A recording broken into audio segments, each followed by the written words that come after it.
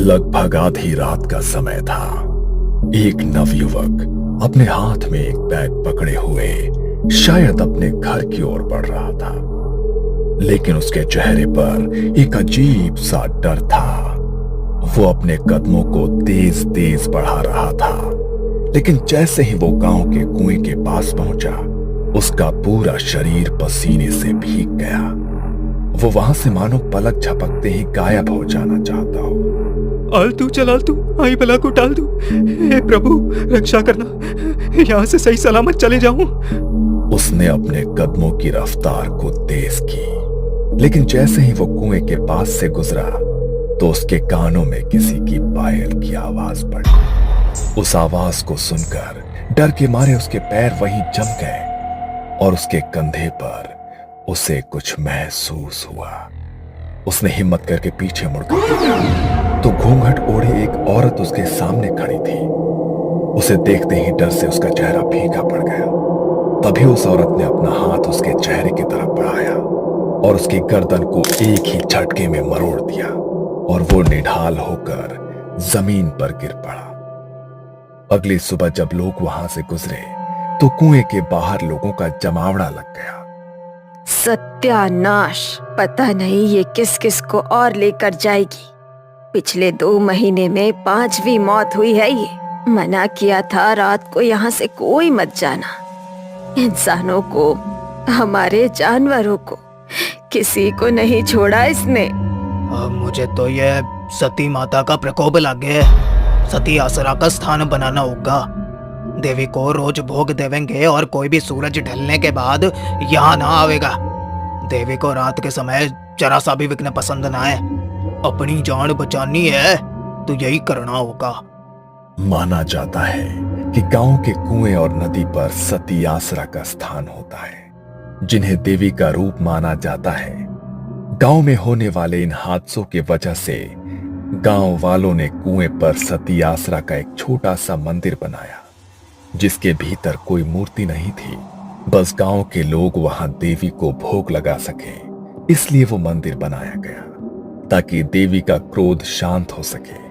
लेकिन उसके बाद भी गांव में होने वाले वो हादसे नहीं रुके। तभी एक रात काले कपड़े पहने एक लड़की, जिसने अपने चेहरे को काली शॉल से ढका हुआ था, अपने हाथ में एक काले रंग की पोटली लिए हुए थी। सती आसरा के डर से अब रात को कोई भी कुएं के पास नहीं भटकता था, इसलिए गहरी काली अंधेरी रात में वो अकेली कुएं के पास अपना आसन लगाकर बैठी और कुएं पर थोड़ी हल्दी कुमकुम और अपनी उंगली से काट कर रक्त का चढ़ावा किया और तेल का एक दीपक भी जलाया।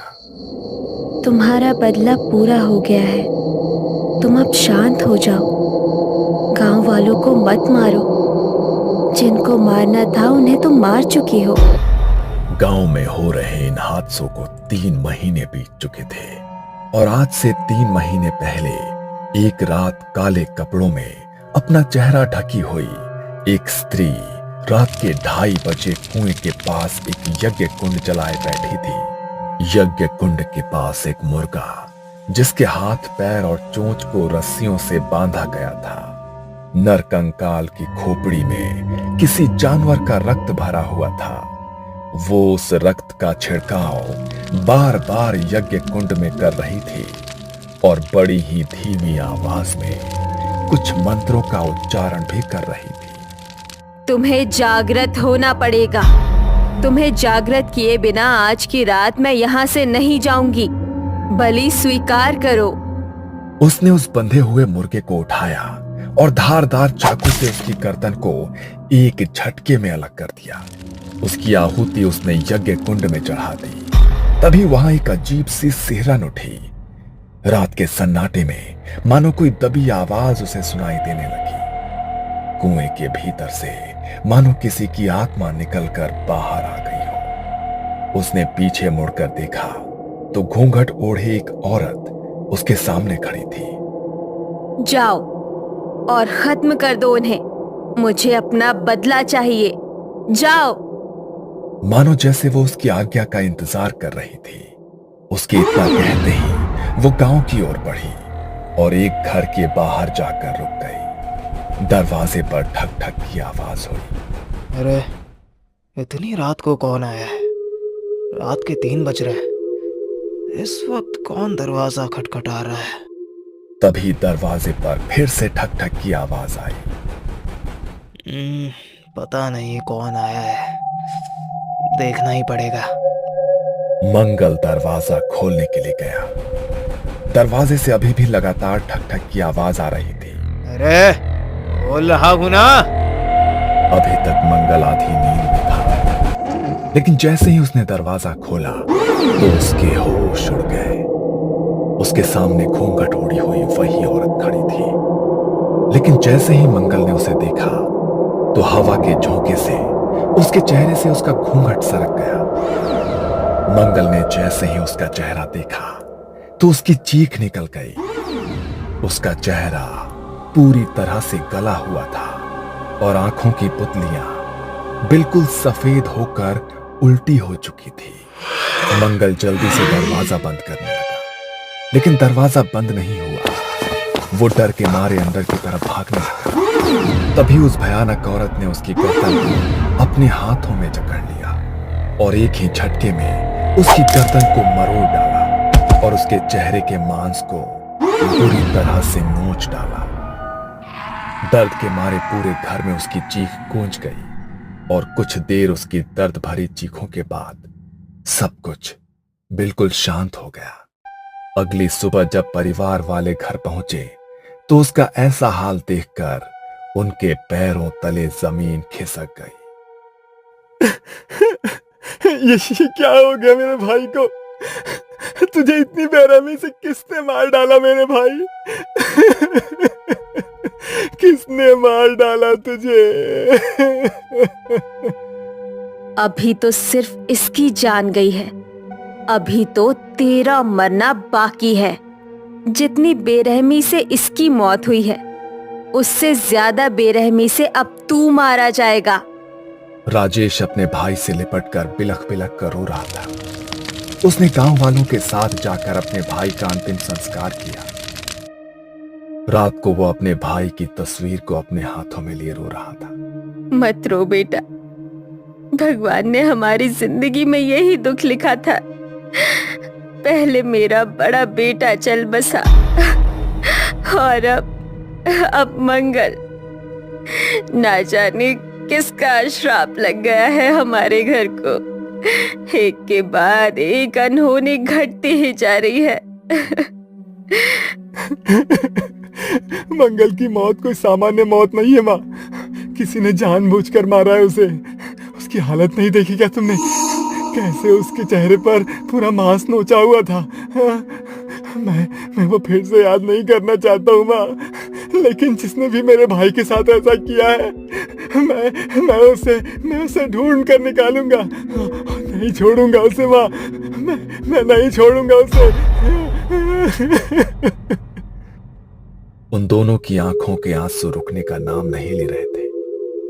13 दिन बाद मंगल की सभी अंतिम क्रियाएं पूरी हुई। घर में बिल्कुल सन्नाटा पसरा हुआ था। राजेश अपनी मां के कमरे में एक गद्दा डालकर सोया हुआ था। तभी रात के लगभग 3 बजे दरवाजे पर वही ठक ठक की आवाज हुई। उस आवाज से राजेश की नींद टूट गई। उसने घड़ी में समय देखा तो वो भी हैरान रह गया। इतनी रात को घर पे कौन आया है? फिर से दरवाजे पर ठक ठक की आवाज हुई। मां की नींद ना टूट जाए इसलिए राजेश बिना सोचे समझे दरवाजा खोलने चला गया। लेकिन जैसे ही उसने दरवाजा खोला, उसके सामने भी वही घूंघट वाली औरत खड़ी थी। उसने अपने चेहरे से अपना घूंघट हटाया और सीधे राजेश की गर्दन की ओर हाथ बढ़ाकर एक ही झटके में उसके गर्दन को मरोड़ डाला। वो उसी वक्त निढाल होकर जमीन पर गिर गया। उसे चीखने का भी वक्त नहीं मिला। अगले दिन उसके अंतिम संस्कार की क्रिया की गई, लेकिन यह सिलसिला यही नहीं रुका। जैसे ही राजेश की मौत के 13 दिन बाद उसकी अंतिम क्रियाएं पूरी की गई, तो उसके अगले दिन घर के आंगन में उनकी मां का मृत शरीर मिला, जिनके चेहरे का मांस मानो किसी वहशी दरिंदे ने नोच लिया हो। सबसे बदकिस्मती की बात यह थी कि उनका क्रियाकर्म करने के लिए अब घर में कोई भी उनका वारिस, कोई भी सदस्य नहीं बचा था। ना जाने इनके परिवार को तो किसकी नजर लग गई है। तीनों बच्चे मर गए, राधा भी मारी गई। इन तीनों की मौत ही सामान्य ना है। मन तो लागे है कि किसी ऊपरी हवा ने इनके पूरे खानदान को खत्म किया है, वरना ऐसा हंसता खेलता परिवार ऐसे खत्म नहीं हो सकता। लोगों की उस भीड़ में काले कपड़े पहने अपने चेहरे को ढकी हुई वही औरत खड़ी थी, लेकिन उसकी आंखों में अब एक चिंता थी, जैसे कुछ तो ऐसा हो गया हो जिसकी उसने भी कल्पना नहीं की थी। ये सब क्या हो रहा है? उसे तो बस उन दोनों को मारना था, उसने इसे भी क्यों मार डाला? कहीं कुछ गलत तो नहीं हो गया? आधी रात को काला कपड़ा ओढ़कर वो फिर से अपने हाथों में पोटली लिए कुएं की तरफ बढ़ने लगी, लेकिन तभी उसने देखा कि कुएं के पास एक आदमी अपनी साइकिल से गुजर रहा है। मगर देखते ही देखते वहां पायलों की आवाज गूंजी और उसके सामने घूंघट ओढ़ी वो स्त्री अचानक से आकर खड़ी। डर के मारे वो आदमी साइकिल से गिर पड़ा। वो उसकी ओर बढ़ी और उसने उसके शरीर के मांस को भी पूरी तरह से नोच डाला। उसकी चीखों की आवाज पूरे गांव में गूंज उठी। ये देखकर काले कपड़ों से खुद को ढकी माया के होश उड़ गए। वो तुरंत ही वहां से भागकर अपने घर पहुंची। डर के मारे उसका पूरा शरीर कांप रहा था और आवाज हाँफ रही थी। ये सब क्या हो रहा है?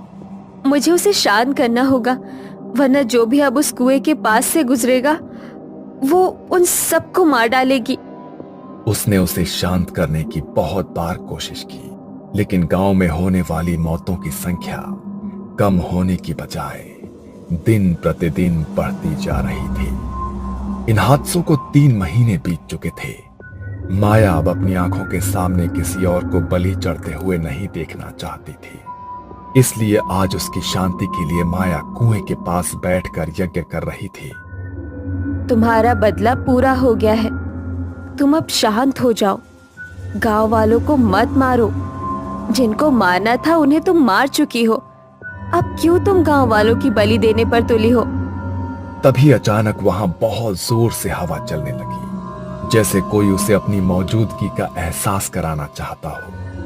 कुएं की मंडेर पर जल रहा वो दीपक हवा के झोंके से बुझ गया और उसे भी अपने आसपास पायल की आवाज सुनाई देने लगी। उसने पीछे मुड़कर देखा तो वही औरत उसके सामने खड़ी थी। उसके चेहरे से घूंघट हट चुका था और उसका भयानक चेहरा गुस्से में उसे ही देख रहा था। देखो, तुम्हें शांत होना होगा। तुम अपनी छोटी बहन को इस तरह नहीं मार सकती। मैंने तो बस तुम्हारे बदले के लिए तुम्हें जागृत किया था। तुम दूसरों की जान क्यों ले रही हो? उन्होंने तुम्हारे साथ जो किया उसका बदला ले लिया है ना तुमने? आज से 4 महीने पहले गांव के एक घर में मातम का माहौल था। घर के बड़े बेटे का उसकी शादी के कुछ समय बाद ही निधन हो गया था। घर में 2 जवान बेटे थे जिनकी नजर अपनी विधवा जवान भाभी पर पड़ गई थी। मंजू अपने पति की मौत के गम में खुद को अपने कमरे में बंद किए बस रोए ही जा रही थी। तभी उसके दरवाजे पर जोर जोर से खटखट की आवाज हुई। उस खटखट की आवाज से मंजू अचानक से सहम गई और दीवार की तरफ घिसटती चली गई। उसने दरवाजा नहीं खोला। तभी अचानक 2 लोग दरवाजा तोड़कर अंदर आ गए। इतनी देर से हम लोग दरवाजा खटखटा रहे हैं, तुझे समझ में नहीं आ रहा है? हैं? तुझे क्या लगा था कि तू दरवाजा नहीं खोलेगी तो हम अंदर नहीं आ पाएंगे? हैं? देखो, ऐसा मत करो। मैं तुम्हारी भाभी हूँ। भाभी माँ के समान होती है। कुछ तो सोचो। चुप, बिल्कुल चुप।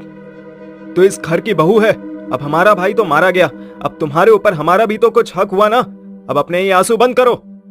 वो दोनों किसी शैतान की तरह हंसते हुए मंजू की तरफ बढ़ने लगे। मंजू इस तरह अपनी इज्जत को अपने हाथों बर्बाद होते नहीं देख सकती थी। उसने उन्हें धक्का मारा और बाहर की तरफ भागी। वो दोनों भी उसके पीछे पीछे भागे। उनसे अपना पीछा छुड़ाने के लिए वो गांव के कुएं की तरफ दौड़े और उनसे अपना रक्षण करने के लिए कुएं के अंदर कूद गए। अब क्या करें? ये तो कुएं में कूद गई भाई। अरे अब कूद गई तो कूद गई, जल्दी निकल यहाँ से, वरना अगर किसी ने देख लिया ना तो इसके मरने का इल्जाम हमारे ऊपर ही लग जाएगा। मैं अच्छी तरह जानती हूँ कि क्यों मरी है मेरी बहन और कौन है उसकी मौत का जिम्मेदार। तेरी मौत का बदला तो मैं लेकर रहूंगी मेरी बहन। माया अब अपनी बहन की आत्मा को जागृत करके उसकी मौत का बदला तो ले चुकी थी, लेकिन उसने अपनी बहन की आत्मा को जिन तांत्रिक विधियों के जरिए जागृत किया था उसे शांत कर पाना अब उसके लिए नामुमकिन हो गया था। वो अपने कमरे में घबराई हुई बैठी थी। तभी रात के लगभग 1:30 बजे किसी ने उसका दरवाजा खटखटाया। इतनी रात के कौन आया है? माया ने जाकर दरवाजा खोला तो घूंघट के अंदर वो आत्मा अब उसके सामने खड़ी। उसे देखकर माया के रोंगटे खड़े हो गए। तुम नहीं, देखो, तुम मुझे नहीं मार सकती। मैंने तो तुम्हें इसलिए जागृत किया था ताकि तुम अपनी मौत का बदला ले सको। होश में आओ। मृत्यु के बाद आत्मा किसी की सगी नहीं होती। माया ने उसे जागृत तो कर दिया, लेकिन अंत में वो खुद भी उसकी मौत का कारण बन गई। उसने अपने हाथ माया की गर्दन की तरफ बढ़ाए और एक ही झटके में उसके गर्दन को भी मरोड़ डाला और माया की कुछ आखिरी चीखों के बाद सब कुछ बिल्कुल शांत हो गया।